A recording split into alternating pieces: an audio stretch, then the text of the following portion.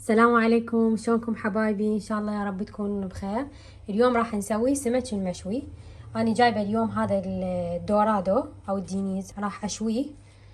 هنا راح نستخدم ملح، وراح نستخدم بهارات ودبس رمان، وراح استخدم ليمون. هذا كله اول مره.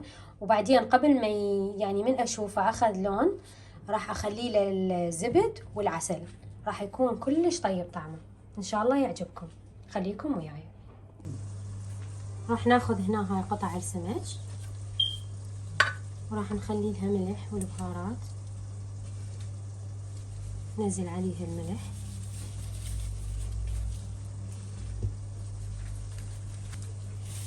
كملنا الملح. هسه راح نخلي البهارات.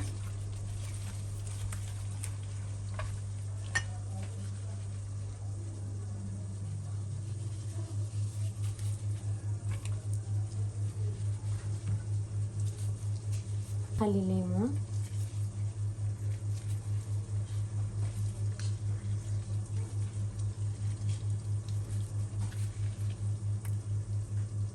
شوفوا حبايبي، كملت التتبيلة وصفيت السمك بصينية الفرن، وخليت عليه دبس الرمان، وشغلت الفرن على حرارة 225.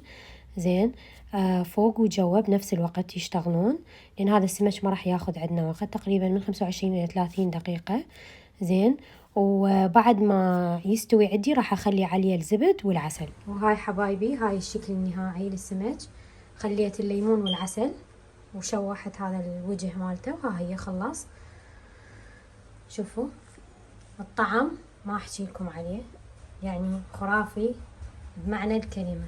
شوفوا دايب وطري، الزبد ينطي طراوة مو طبيعية. هاي راح اذوقها بعد ما اتحمل.